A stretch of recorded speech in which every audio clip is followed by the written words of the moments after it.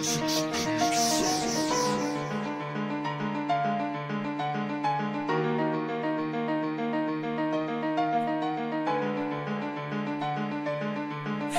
muna natin sa panimula kung paano ako nag-isa, pangyayaring naging dahilan kung paano nasira pamilya na pinagmula. Ito ay totohanan at di lang basta ginawa at sinulat ng makabisa hanggang sa natuluyan ang pigatin na iniwanan sa akin ni mama at papa. Sa punganyos pa lang ako nung nakita ko kung paano sila bumitaw dalawa, mga bagay na di na maayos ang nakanagdusa tuluyan, nilisan nila. Nagbakaawa sa aking ina na naglalakad at habang tinitiis niya ang umiiyak niya na anak habang tumatakbo sabay yakap ay pit sa kanya. Sumugal ako na sipag lang ang dala kahit pakiramdam ko ay parang wala. Namuway sa kalsada na parang daga, kailangan ko pa na siyudi lahat. Parang may mga tamang panahon na dapat nakahiga habang yakap silang dalawa. Ay naging panahon na kailangan ko maisalba sarili ko sa sarili kong paa. Sobrang daya, ang aga niyo akong pinalaya, na dapat natutulog ako sa malambot na kama, pero naging pahingahan ko ang kalsada. Daming bulong-bulungan sa paligid kong pagtutukso hanggang sa kinulong ko na sarili ko sa paggamit na ang bato. Mga bagay na natutunan ko sa mga kaibigan palagi na sa tabi ko, na nagbigay na saya sa tuwing kasabay ko silang umitit ng damo. Naku, tama ba to? Bakit ba ganito ang takbo ng buhay na tinatahak ko? Kailangan ko ba na gawin mga bagay na to para lang matakas ang problema na to? Bigyan mo ko sagot, tama ko. Ito ba ay sadyang sinadya na pagsubok ninyo? O sadyang ito talaga ang nakaplano bago maisilang sa mundo na tong magulo? Nagisa na buo ang isang himala, sinilang ang aking likha.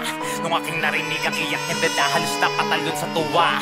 Yung saya pala ay may pait na dala, gumuho yung mundo ko, sinabi nila wala na siya.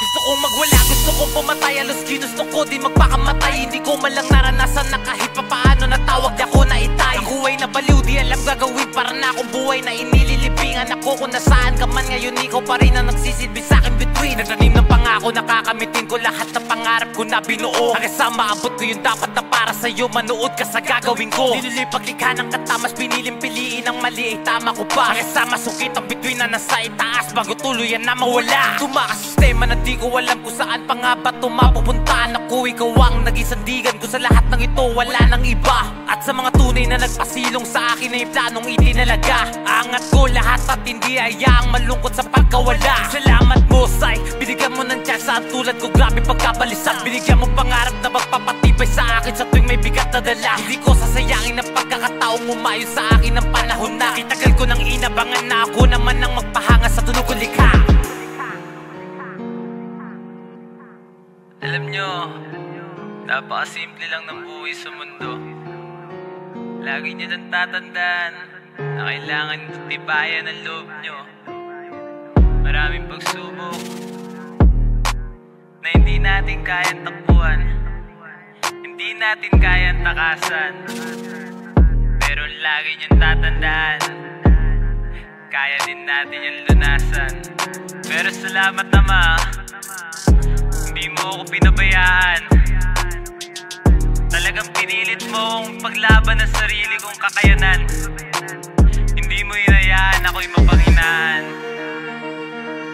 Huwag kang mag-alala, hanggat meron akong chance ang mabuhay sa mundo, tutuparin ko lahat ng pangarap ko. Aabutin ko lahat ng to nang kasama ka.